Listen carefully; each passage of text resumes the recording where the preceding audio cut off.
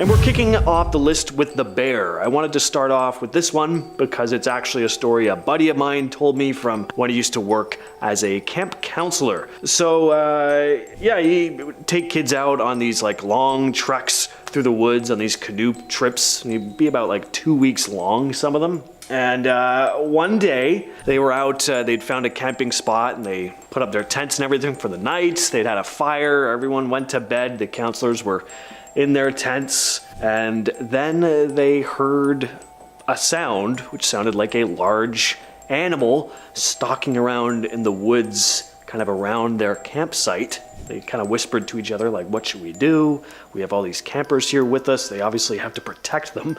They got out of their tents and they decided to shoot off a flare. They had some flares specifically for bear encounters, and at this point they pretty much know it's a bear. Like they hear it growling and it's like, yeah, it's pretty clear what this is.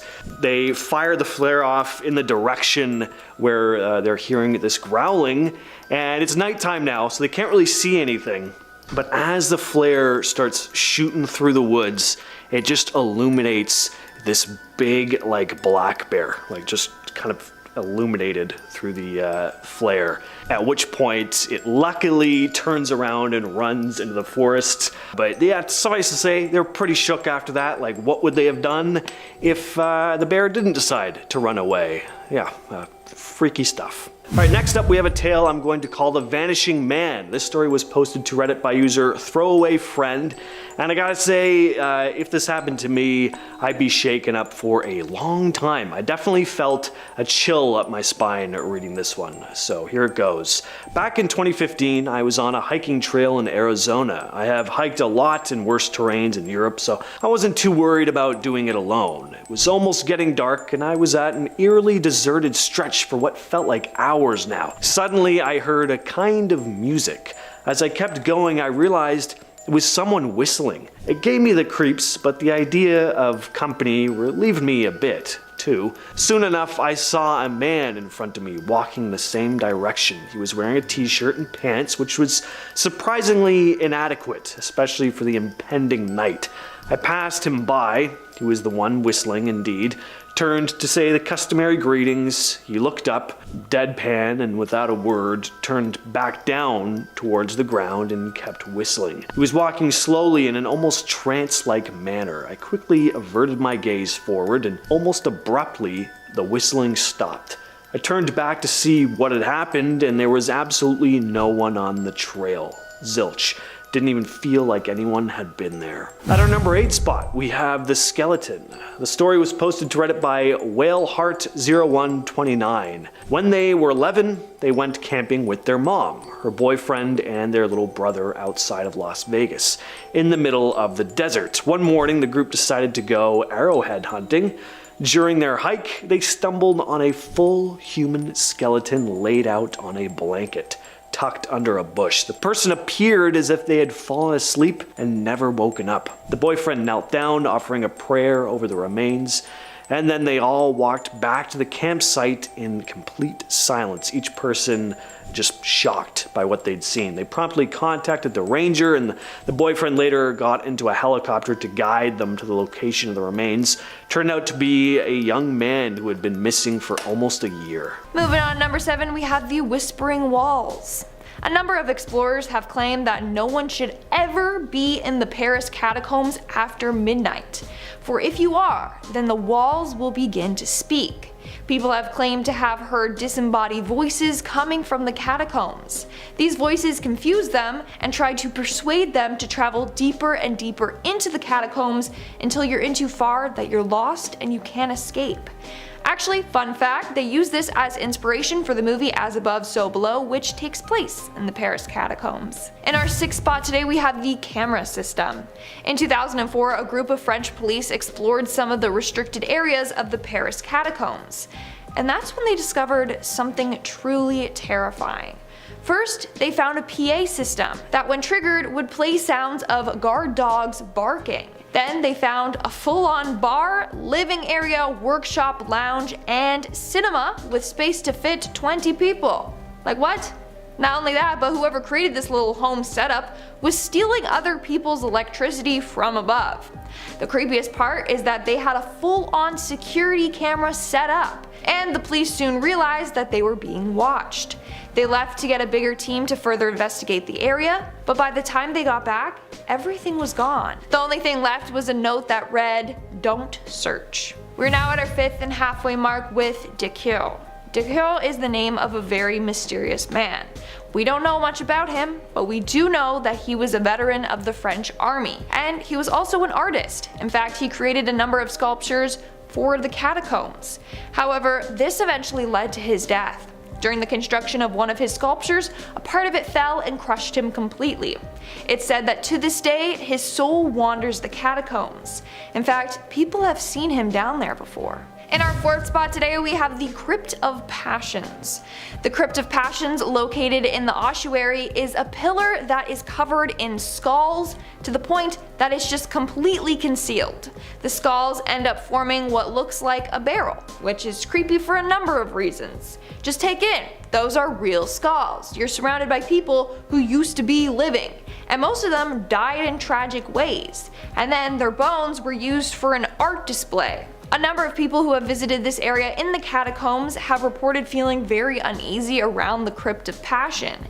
It's believed that some of the souls that were placed there have not found peace. I mean, in some cultures they believe that a proper burial must be done with a tomb marker, or else the soul will never be able to rest or go to the afterlife. However, that was not possible at the time. The catacombs were built because grave overcrowding was a serious issue back then, among other things. In our 3rd spot today, we have the scratch marks. There's this really creepy area in the Paris catacombs where it's just a wall of scratches. Like, it looks as if bodies rose from the dead and tried to scratch their way out.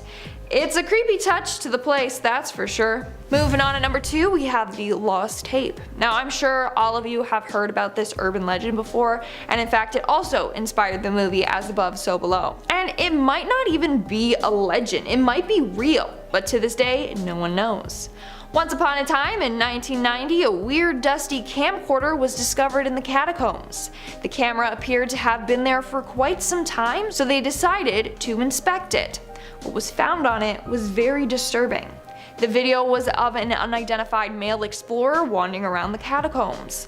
While down there, we see him interacting with the skulls around him. But then something spooks the man and he ends up growing paranoid and panicked. At one point, he drops the camera and just runs away. Sadly, he never made it out alive. This tape contains the final moments of his life. And in our number 1 spot today, we have the criminals. In 2017, it was discovered that a group of robbers used the catacombs to break into an apartment. Basically, they figured out that the catacombs were right under an apartment vault. So they drilled their way in through the limestone and entered the apartment to steal over 300 bottles of vintage wine.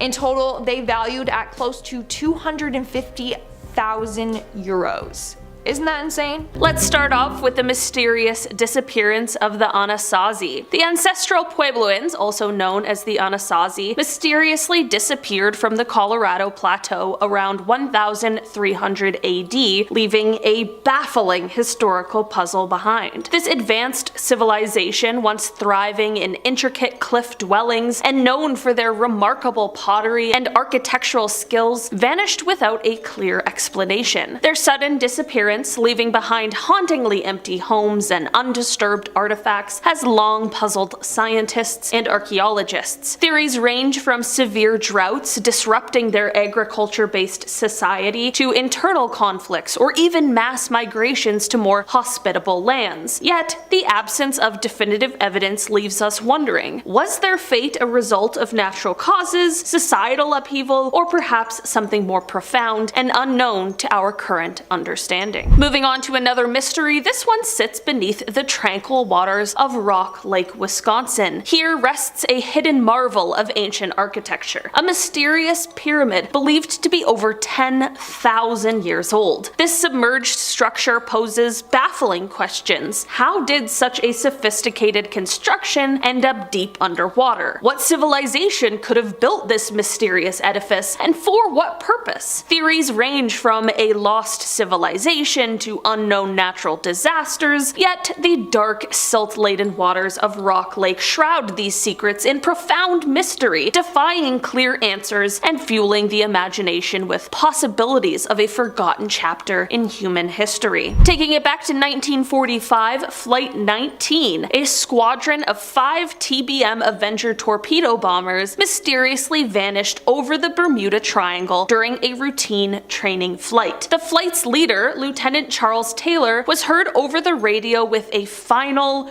very ominous message. Quote, "We are entering white water. Nothing seems right." This cryptic transmission was the last known contact with the flight. An extensive search operation was launched, but neither the planes nor the crew members were ever found, adding to the lore of the Bermuda Triangle. The disappearance of Flight 19 remains one of the most famous aviation mysteries. The experienced pilots, well-trained and familiar with their route, inexplicably deviated from their course. Theories range from spatial disorientation to magnetic anomalies, but the truth remains a mystery. What could have led these skilled airmen into a fatal error, and how did they vanish without a trace in one of the most puzzling regions of the ocean? Moving on, we have the mass graves of Tulsa. In 1921, Tulsa, Oklahoma was the site of one of the most horrific racial massacres in American history, an event often overlooked in historical accounts. Known as the Tulsa Race Massacre, this tragedy resulted in the destruction of the Greenwood District, also known as the Black Wall Street, a prosperous black community. Recent excavations in the area have uncovered mass graves, a chilling testament to the scale of this atrocity. These findings serve as a grim reminder of the violence that was inflicted, with scientists and historians diligently working to identify the victims and reconstruct the events of those very dark days. Efforts are ongoing to bring closure to families and acknowledge a painful chapter in American history that has long been neglected. Next up on the list, we have a story shared by Reddit user Particular Knight 392, who wrote about an odd creature they came face to face with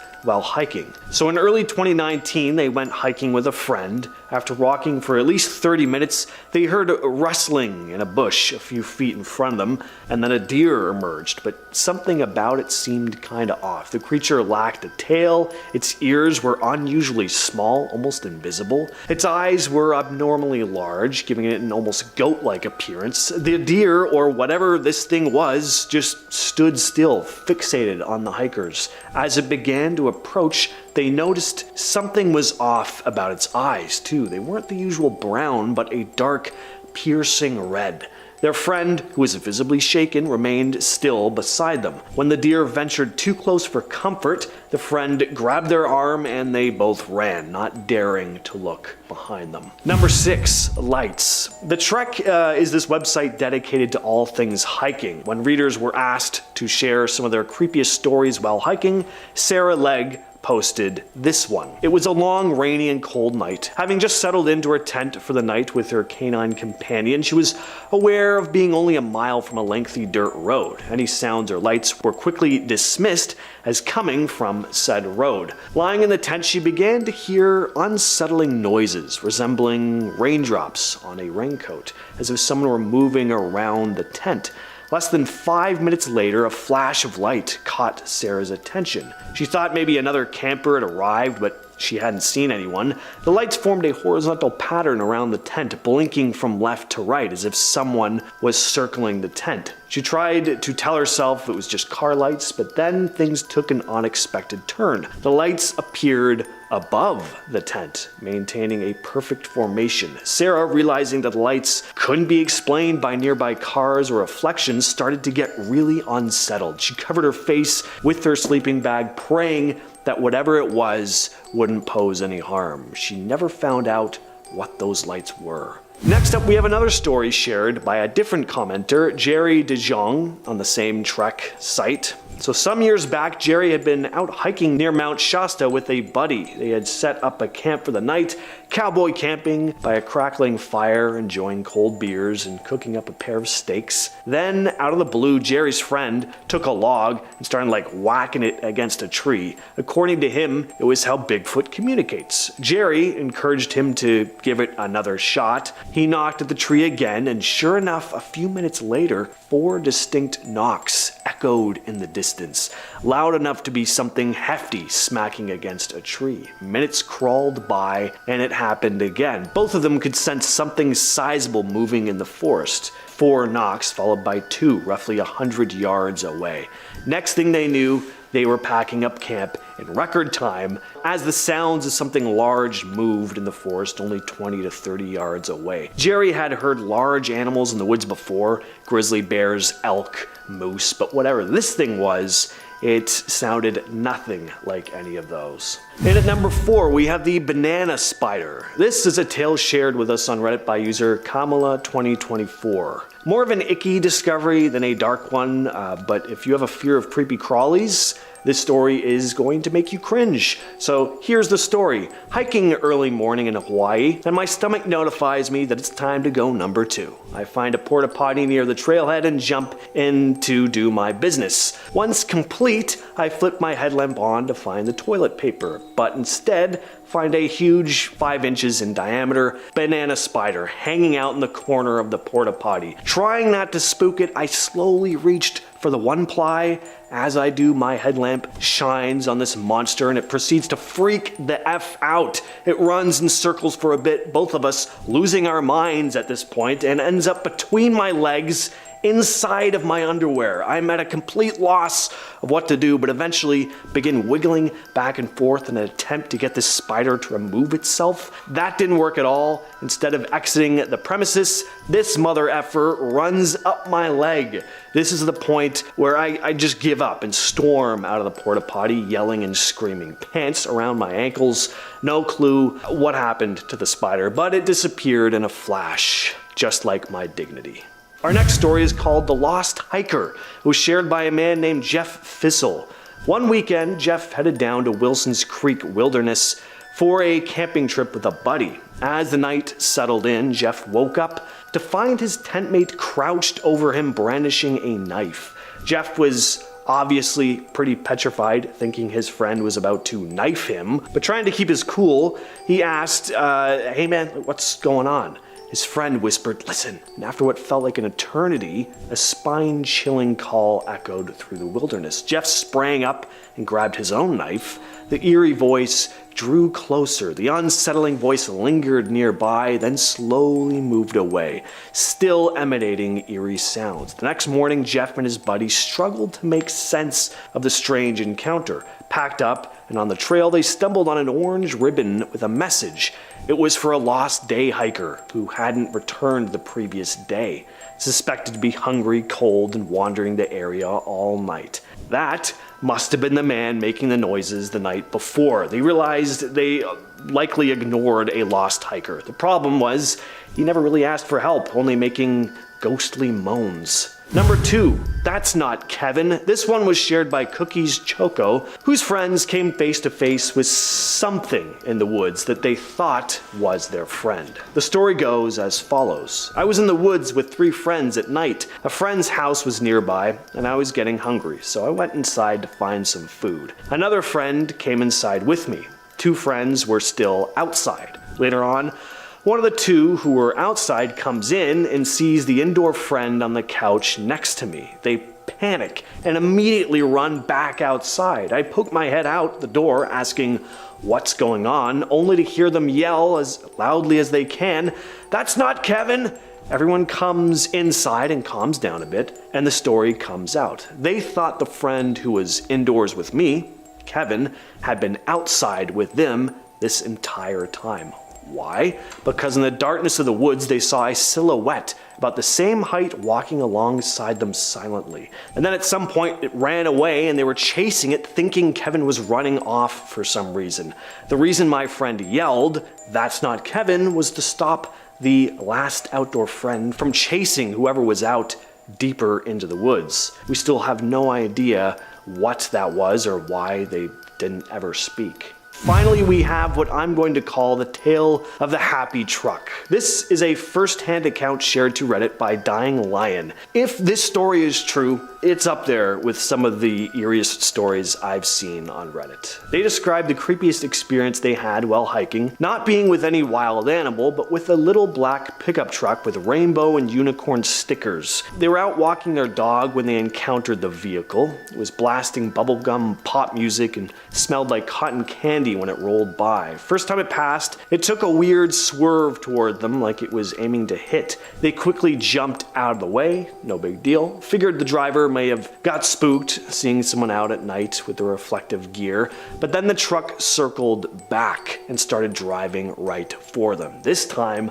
they were ready, snatched up their dog and jumped into a ditch. The car just missed them. Over the noise of the engine, there was this eerie, high-pitched maniacal laughter, sounding like it was coming from a little girl. The tiny truck pulled the same stunt for a third time, but by then they ducked into a neighbor's shrubbery. From the hiding spot, they watched the little truck slowly cruise down the road, the creepy giggles echoing as it passed. Luckily, it kept on going, never to be seen again. And we're starting off the list with the Challenger Deep. Imagine taking a journey to the deepest point on Earth. It would be exciting for sure, but undeniably terrifying at the same time. The Challenger Deep is the deepest known point of the seabed of Earth. This extreme abyss lies at the southern end of the Mariana Trench in the western Pacific Ocean. James Cameron didn't just stick to directing blockbusters. He's a deep sea enthusiast as well. In 2012, he climbed into a specially designed submersible called the Deep Sea Challenger and descended about 36,000 feet, reaching the Challenger Deep, which is deeper than Mount Everest is tall. There's a handful of others who've dared to explore this mysterious abyss. Victor Vescovo, a Texan adventurer and businessman, went deeper in 2019. His submersible, the Limiting Factor, touched the ocean floor at a whopping 36,070 feet, breaking records. So right, it's deep, but what's down there? All sorts of weird and wonderful creatures, and some of them have never been seen anywhere else on Earth. Deep sea divers have also discovered microorganisms that thrive in the extreme conditions of the deep where sunlight can't penetrate. They survive in total darkness and under intense pressure. Organisms like this are pretty cool to discover too, because it makes us really question what the true limits of life are and the potential for extraterrestrial life in the universe that may thrive in environments we never thought living matter could. Number 9, humanoid creatures. So the year is 1982, and Russian military divers are conducting routine training exercises in the deep, dark waters of Lake Baikal, the world's deepest freshwater lake. These divers reported encountering something they couldn't wrap their heads around: humanoid creatures. Survivors stated the beings were about 9 feet tall, with humanoid features and silvery scales or suits covering their bodies. Some even say they had large, unblinking eyes that emitted an eerie glow. Now, the official stance is predictably hush hush. The Soviet government supposedly classified any information related to this incident, which of course just turned cryptid and UFO enthusiast cranks even more. What makes a possible extraterrestrial or mythical creature sighting more plausible than a government cover-up? And at number 8, we have a story posted to Reddit by user Digestive's Rule. This was in response to a thread asking divers what the creepiest thing they'd experienced while diving was. Digestive's Rule wrote,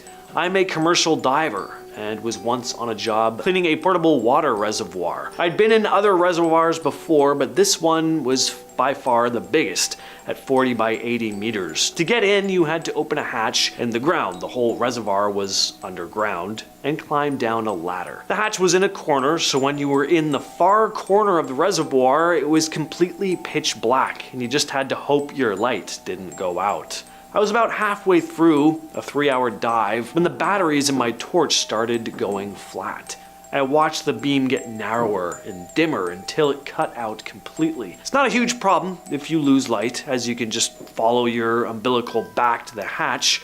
Just as I started walking back, some obnoxiously loud banging started somewhere in the reservoir. I was the only diver in there, so it both confused and scared the out of me. Needless to say, I ran back to the hatch as fast as I could. I ended up getting my torch changed out and doing another hour in the water, but I didn't hear the noise again. I still have no idea what it was, but the combination of my torch going out and loud banging coming from somewhere gave me a hell of a fright. Moving on to Hexham, North America, where the discovery of 2 ancient stone heads in a garden led to a series of chilling events that baffled both locals and experts. These heads, believed to be of Celtic origin, were soon linked to unusual and terrifying occurrences, most notably sightings of a werewolf-like creature prowling the area. The phenomenon intensified with reports of eerie noises and inexplicable disturbances in homes near where the heads were found. Strangely, even after the heads were removed from the site, the mysterious happenings persisted. This led to widespread speculation about a possible ancient curse or a supernatural connection, deepening the mystery and leaving more questions than answers in their wake. Moving on, at our halfway point, we have the moving stones of Death Valley. At Racetrack Playa in Death Valley, a peculiar and haunting spectacle unfolds. Here, heavy stones, some weighing hundreds of pounds, mysteriously glide across the desert floor, etching long trails behind them as if charting their secret journeys. For years, this baffling phenomenon has completely perplexed scientists. Initially, it seemed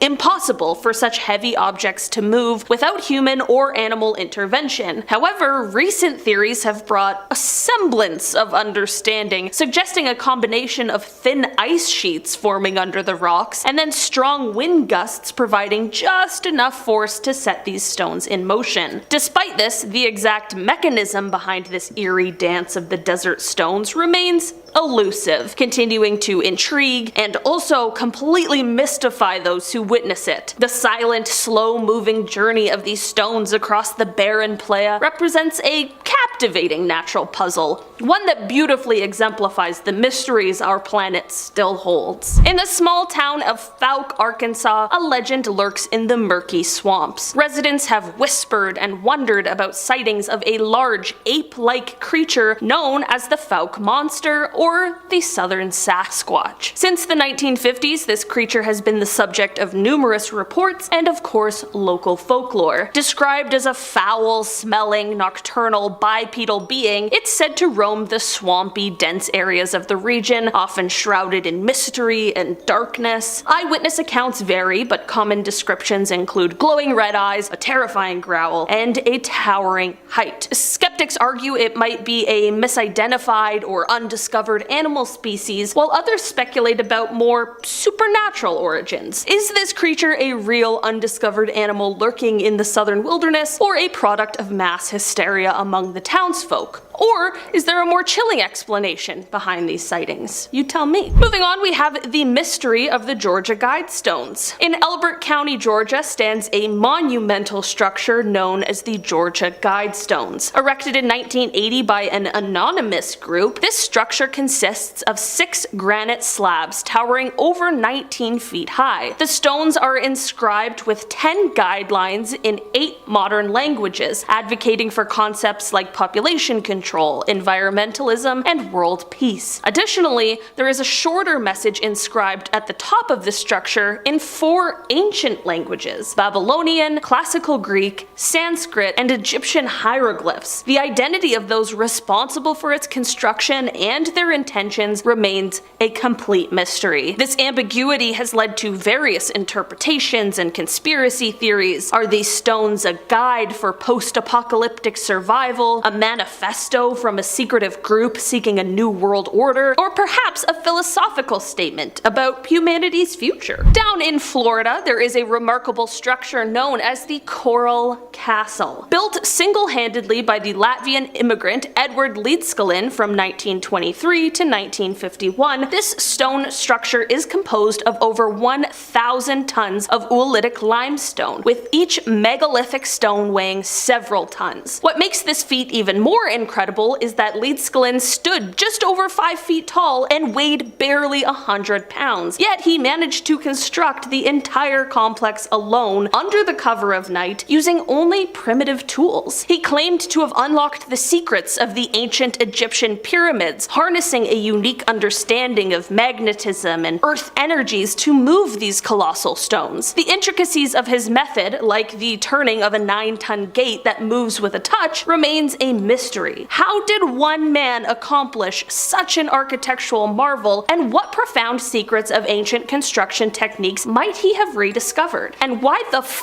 did he not share that information with the rest of us? That's my question, okay? That's not in the script. That's just greedy. Greedy. In southwestern Vermont, shrouded in the dense forest of the Green Mountains, lies a mysterious area known as the Bennington Triangle. This region gained notoriety for a series of chilling and unexplained disappearances that occurred between 1945 and 1950. Much like the infamous Bermuda Triangle, the Bennington Triangle seems to have a perplexing history of people vanishing without a trace, sparking a myriad of theories and folklore. Among the most notable disappearances was that of Paula Jean Weldon in 1946, a case that remains unsolved and continues to haunt the area. Theories range from natural causes and criminal acts to more otherworldly explanations like alien abductions or interdimensional portals. The dense wilderness and rugged terrain add to the mystery, making searches and investigations very challenging. What truly makes the Bennington Triangle so perilous, and what could be behind these mysterious disappearances? The answers remain as elusive as the victims themselves, buried deep in the silent, watchful woods of Vermont. Number 10. Stalker Shrine. A group of housemates made a strange and unnerving discovery when they decided to venture into the attic of their rented home. They found what appears to be the shrine of a stalker, complete with discarded clothes, faded photographs on the walls, and sealed bags containing unused plasters, cigarette ends, and what seems to be human hair. Honestly, if it wasn't there for all of us to see, you'd have to believe it was made up for a horror film, said Matt Martin, whose girlfriend is one of the renters. He added, the film photos on the wall appear to be from the 1990s at some point and show a football player and another bloke. There were also some mystery liquids in bags attached to the wall, but it's not even worth finding out what they were. The group informed the estate agents, who in turn told the landlord. Apparently, the landlord was warned by builders who renovated the house that there was something strange up there, but they must have never been up to check. The group also contacted the police about what they discovered. They added, we called the hotline and they pretty much just said if there's no body parts, don't worry about it. But no offense, I would be worried about it. That is completely unnerving. Number 9. A mummy. A young boy from Germany played in his grandparents' attic when he discovered a set of suspicious looking boxes. When the boy inquired about the boxes, neither his father nor grandma knew what they contained. They opened them, and in the largest box contained a real mummy. The mummy, carefully packed in a wooden crate, was placed inside a sarcophagus complete with hieroglyphic adornments. The family later discovered that the item belonged to their grandfather, who had traveled to North Africa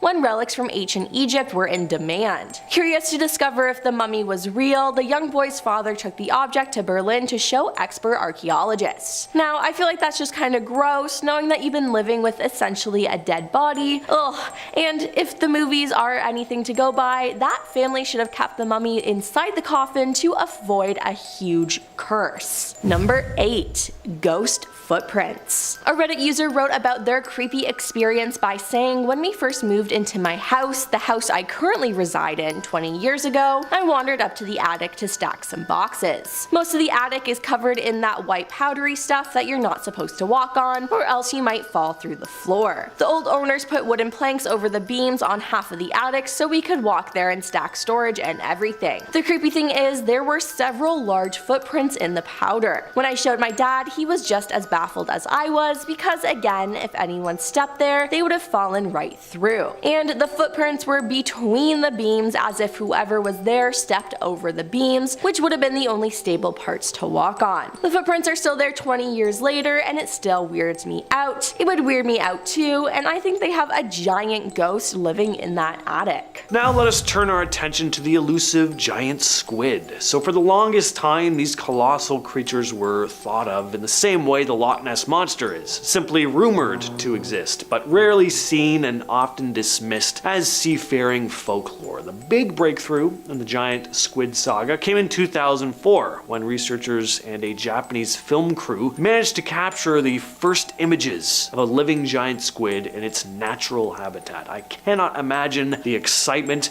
They basically stumbled on a real-life sea monster. The series of images were a game changer, proving that these creatures weren't just the stuff of sailors' tall tales. Then in 2012, another significant moment occurred when scientists managed to capture giant squid footage for the first time in its natural habitat. This time, submersibles were used to spot the creature. So what makes giant squids so fascinating, other than how elusive they are? Well, they're colossal. Some individuals can reach lengths of up to 43 feet with eyes the size of basketballs. Speaking of giant stuff, let's talk a bit about giant isopods. The giant isopod is a crustacean that inhabits the Mariana Trench and other deep sea environments. They kind of look like an oversized pill bug. These things can reach lengths of over 16 inches. Thank God these things were designated for deep sea environments. I've always thought potato bugs are actually kind of cute, but they would not be cute if they were 16 inches long. Don't have the time for that kind of thing scuttling around my apartment. Giant isopods are scavengers feeding on the remains of dead animals that sink to the trench floor. Their slow metabolism allows them to survive on limited food resources in the deep sea environment. Next up on the list, we have underwater pyramids in Cuba. There is a lot of controversy surrounding the so-called underwater pyramids off the coast of Cuba, discovered by oceanographer Pauline Zalitsky and her husband Paul Weinswig in 2000. These structures lie at a depth of around 2,000 feet. So when images of this underwater site were first released, people looked at them and were like, that looks like some kind of underwater pyramid or something. Are these structures that maybe are part of some ancient lost civilization? The mysterious alignment of the structures has also led some to propose extraterrestrial involvement. The idea that maybe these pyramids could be part of an ancient alien civilization's underwater base. Just like with many cases of this kind, some also claim that governments and mainstream archaeologists are suppressing information about the site to maintain the status quo. And on the other end of the spectrum, you have, of course, these skeptics. They basically just said these are natural formations, and what folks are seeing is just a case of pareidolia. While many remain skeptical about the existence of an advanced ancient civilization beneath the waves, looking at these images, you really can't deny how uncanny some of these formations look. And number 4, we have Bimini Road. Bimini Road, discovered off the coast of North Bimini Island in the Bahamas in 1968, has again a lot of controversy surrounding it. It consists of a series of rectangular limestone blocks arranged in a linear pattern, looking almost like a road. The discovery was first made by pilots flying over the area, and then underwater expeditions confirmed the existence of the submerged structure. Now, according to mainstream scientists, Bimini Road consists of beach rock, a result of sand and shell fragments cementing over time. So many of them believe it isn't man-made, but there are more interesting theories. Some propose an Atlantis connection, that maybe the structure is a remnant of the mythical lost city. There's just too many straight lines and right angles in the formation for it to be some natural occurrence, and there are theories not linked with Atlantis, the possibility of some other advanced prehistoric civilization predating the known cultures. And because the internet exists and there are people with all kinds of crazy ideas all over the globe, there are even more outlandish theories about this formation, some claiming technological anomalies associated with the stones, like unusual magnetic fields and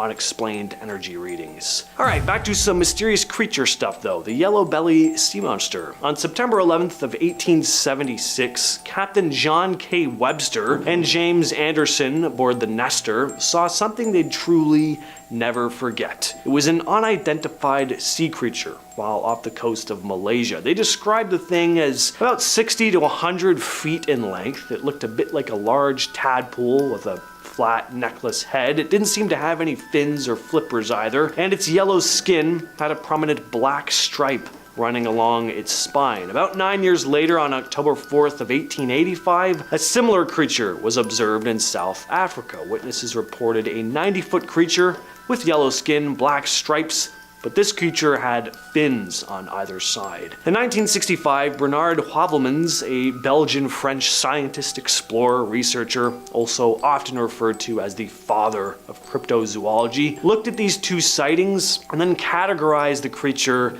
as the yellow belly. He believed it could be an unknown shark species or possibly an amphibian, creating a classification for tadpole-like sea monsters on a bigger scale. Of course, the most famous yellow belly sighting though occurred on December 12th of 1964 near Hook Island, Queensland. Robert Lasarick and his family, along with a friend, spotted an 80-foot creature in the shallow water. At first they thought it was dead because of a visible wound, but it opened its mouth and began swimming towards their boat. The creature had smooth, dark skin with brown stripes, no visible fins or teeth, and slit-shaped pupils. Then the family just got out of there. At number 2, we have the underwater Stonehenge. Off the shores of Lake Michigan lies an intriguing underwater discovery known as the underwater Stonehenge. Researchers came across the site while using sonar technology to explore the lake's floor. The underwater formation features a cluster of stones arranged in a circular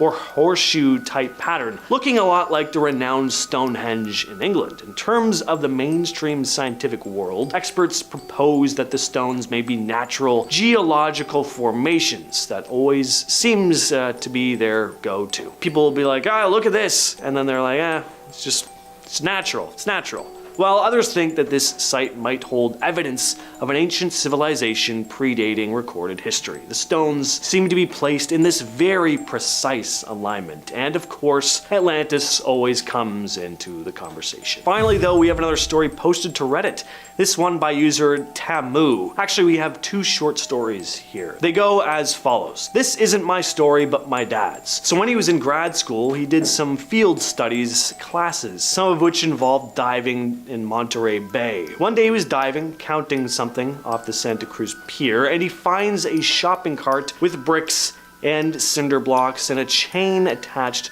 to the handle. He naturally followed the chain and found a bare foot wrapped in the chain. He assumes something probably ate the rest of the body, and apparently his friends had seen similar things too. Also not mine, but my dad's friend. He says he was on a shelf counting mussels when he felt something tap his tank. He looked around, didn't see anything. He figured it was a seal because they like to play. When he was nudged again, he saw it was a great white. He says he thought to himself, if it gets me, it gets me. I can't outswim it.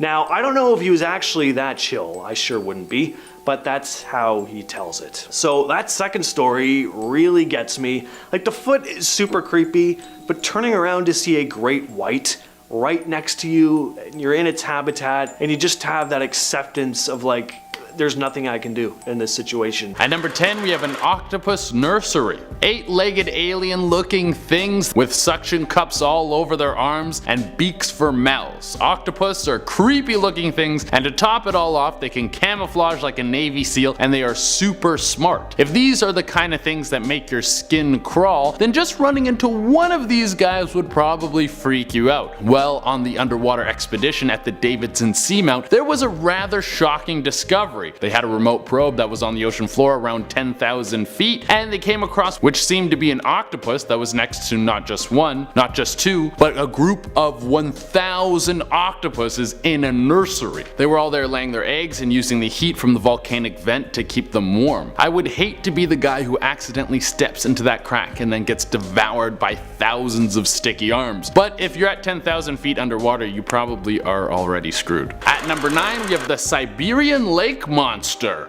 Of course, if we're doing a list of scary things that live underwater, we have to throw a giant mysterious sea monster on here. What separates the Siberian lake monster from other more popular guys that we have seen like Loch Ness and that kind of stuff is that underwater scans have actually picked this guy up. This thing is deep in Lake Labinkur, and some radar has shown that it looks like a 33-foot long creature is living there. Now this is probably just a skeleton, but if this thing is dead, it means that there was once a giant man-eating monster in this lake. I thought we were supposed to be safe in freshwater. They've nicknamed this thing the Devil, so you know he's a good time and loves company. So next time you go up to the cottage and you're swimming in the water and you feel safe, remember there might be a giant monster lurking underneath the water ready to turn you into a side dish. At number 8 we have the blue hole. Now there are several blue holes in the world. There's one in Belize, there's one in the Red Sea, there's a giant one in my heart that was left there from when Reboot ended on a cliffhanger. How are you going to end a show that so many people fell in love with on a cliffhanger? I will never trust again. Well, this one is between Cape Verde and the Caribbean islands. Scientists are really confused about this thing. It's a crack in the bottom of the ocean floor and is several thousand miles long. What's strange about this is there's no explanation of how this happened. It might have been tectonic plates moving around, but when this happened, the Earth will probably start to repair itself and there's been no sign of this. My theory is this is where Godzilla goes to sleep at night. I mean, it seems like the most logical answer. It's either that or the gateway to hell. Like, come on guys, I'm doing real science work here. Number 7. A strange collection. Being at your grandparents' house can be fun, until it isn't. This user said, my grandparents' house is over 150 years old and used to be a post office. I wanted to go up there my whole life, and when I finally did,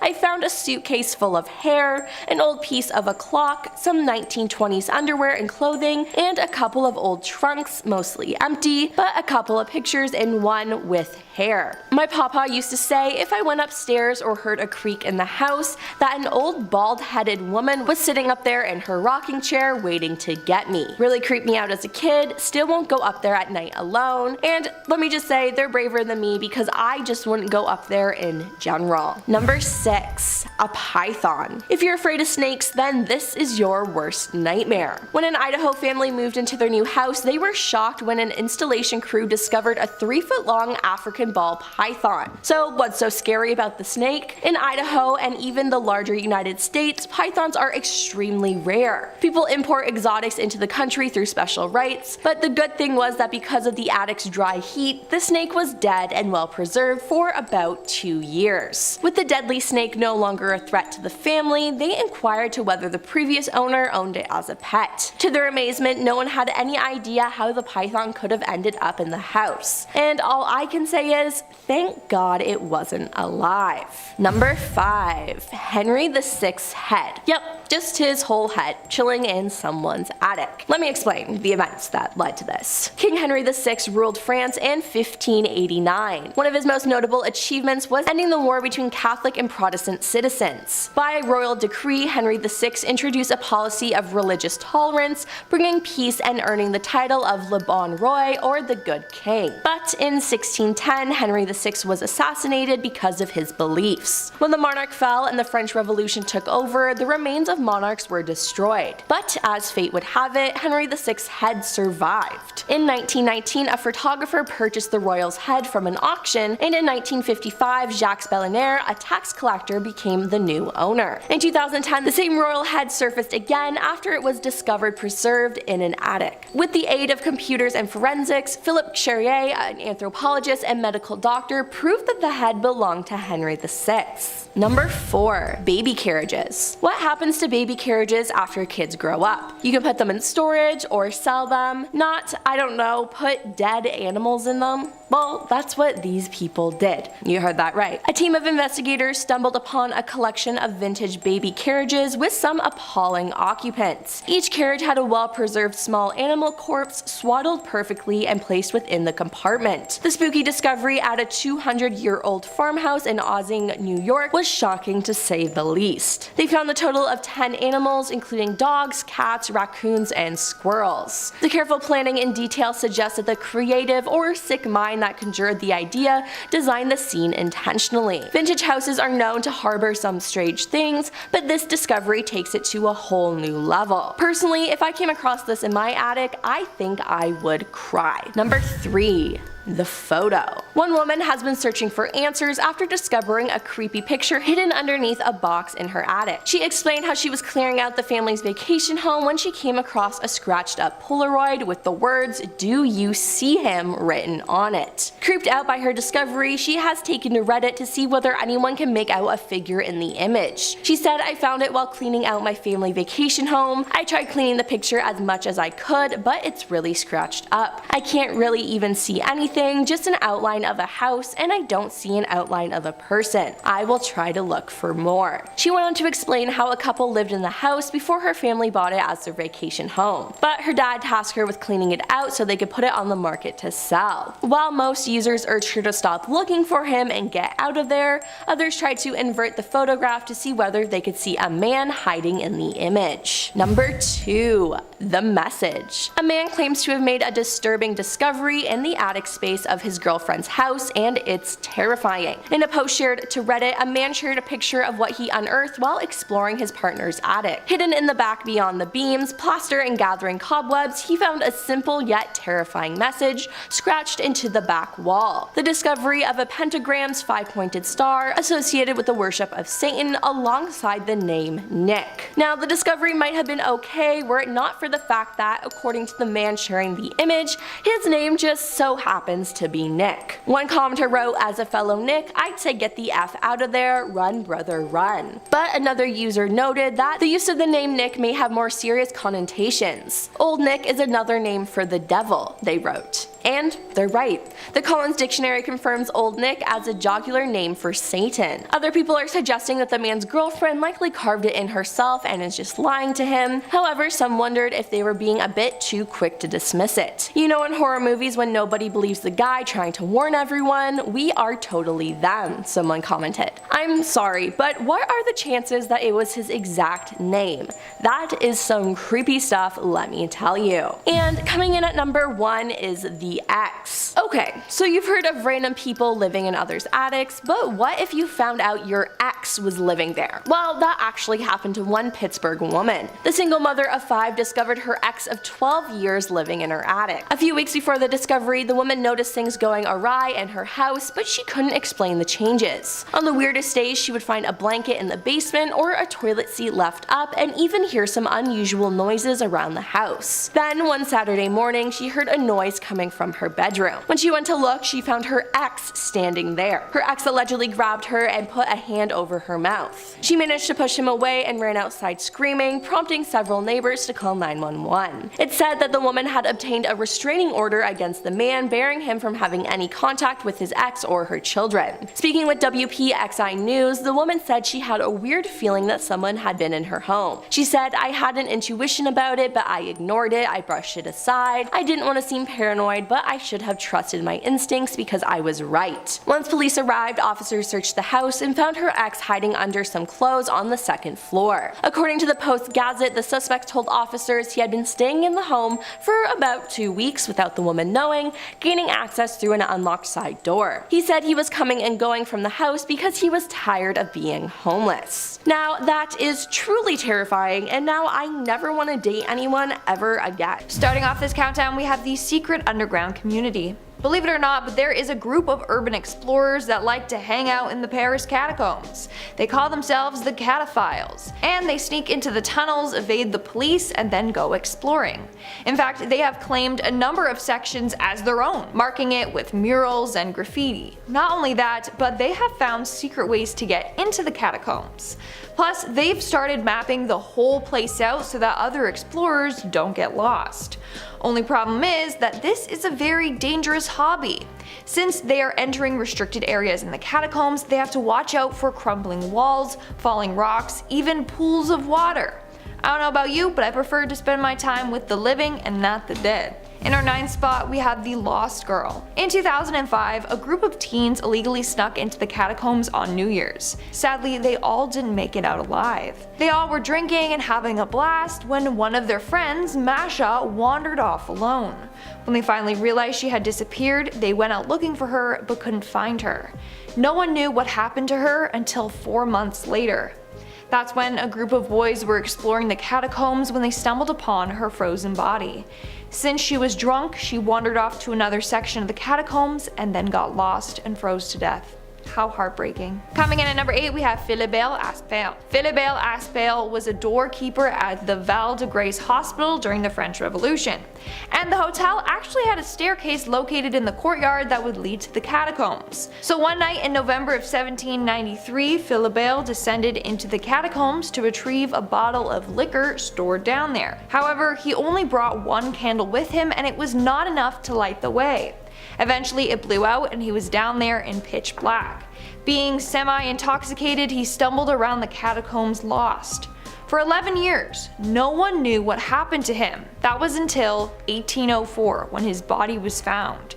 He was identified by the hospital keyring hanging from his belt. At number 7, we have the Yonaguni Complex. This was discovered by scuba divers in the 1980s. I think that's the scariest part about this one. Could you imagine going scuba diving back in the 80s? The technology back then must have been a tube going up to some guy who would blast fresh air down to you using a bicycle pump. I don't even think they had decompression sickness figured out back then. The chances of you coming up the bends was probably super high. Well, if it wasn't for a few divers in Japan who were willing to sacrifice it all to look at some cool stuff, we wouldn't know anything about the Yonaguni Complex. It's still a mystery as to what this thing is. It looks like some temples that might have existed thousands of years ago, but when the Ice Age decided to melt, it would have covered this entire area. This could be why an entire civilization got plunged underwater. Or the temple could have been on a cliff, and then when a massive earthquake hit, it knocked the temple into the water. But like everything in life, there are some haters who say this whole thing is just a natural rock formation. Some people just want to ruin everything. At number 6, we have Anacorra Sista Twista. One of the reasons why the underwater world is such a mystery is because we find things like this in there. Sure, there are beautiful things down there like bright fish and chubby marine mammals, but there's also the unknown, unidentified organisms like Anacorra Sista Twista, which should be the name of an 80s hair metal band. But what is this thing? Well, it's a protist. And what is a protist, you may ask? Well, it's an organism that doesn't belong to any animal group, fungus, or plant group. What does that mean? I really have no idea, you guys. I think it means it could be an alien. Some alien came down to Earth for a swim and then scraped its knee on some coral, and now we have alien creatures running around the ocean, probably waiting for you to pee so it can swim up your pee hole and then work its way into your brain. It's really the only logical answer. At number 5, we have the Bimini Road. How were the pyramids made? Was it aliens coming down to share their technology and secrets with us, or was it just thousands upon thousands of slaves who sacrificed their lives and their spines to build them? Well, we don't know and we may never know, but the Bimini Road is another one of these mysteries. It's off the coast of the Bahamas, and it looks like it could have been a pathway that was placed perfectly with giant slabs of rock. Similar to the way the pyramids were made, it seems that these large slabs of rock were too large to be moved by man, and also like the pyramids, these giant slabs were also perfectly placed so well. So where does everyone's mind go when something like this happens? Well, magic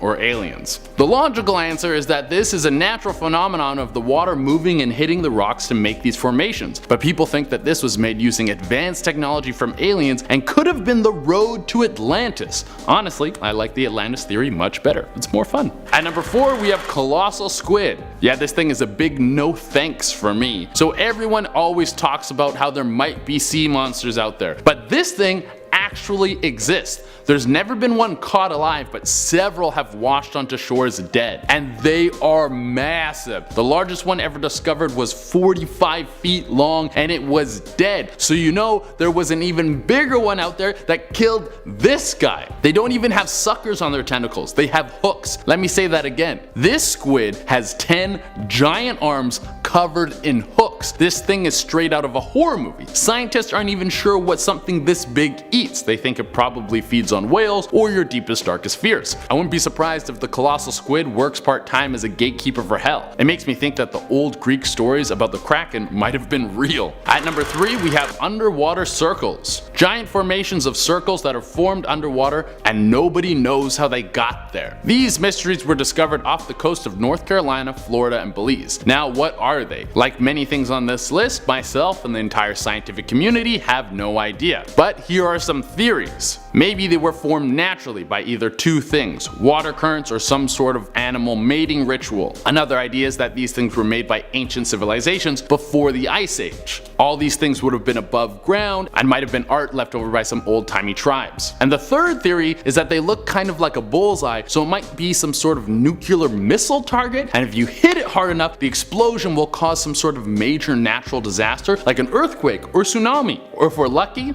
both. At number 2 we have Megalodon. If you have a fear of sharks, you're gonna love this one. Megalodon was a prehistoric shark that was even bigger than the giant hooked tentacle beast that was earlier on this list. If you've already forgotten about the colossal squid, it clocked in at around 45 feet long, where Megalodon was closer to 60 feet long. It was a 60-foot shark that could probably rip a blue whale in half in one bite. Well, maybe not that, but it was still a gargantuan creature with teeth the size of Brock Lesnar's fists. This thing wouldn't even chew you, it would just swallow you whole and then fart your skeleton out into the dark cold ocean. At number 1 on our list, we have Giant Eyeball. A mysterious giant eyeball washed onto the shore of a Florida beach back in October of 2012. I don't know any other kind of giant eyeball other than a mysterious one. There's no super common regular giant eyeball just lying around. But this is also Florida. This is the state where people smoke crack at weddings and kiss alligators on the lips, so maybe it's a little more common over there. Well, this giant eyeball was found by Gino Cavanci, and he didn't know what the hell to make of it, so he took it home and then stuck it in his freezer. Then he called the cops, and the cops came in and told him, "We don't do giant eyeballs on the beach. You have to call the wildlife people." And then he called the wildlife people, and they were like, "What the hell is that?" And he was like, "I don't know, I brought it to you guys to try and figure out what it is." And then some people were like,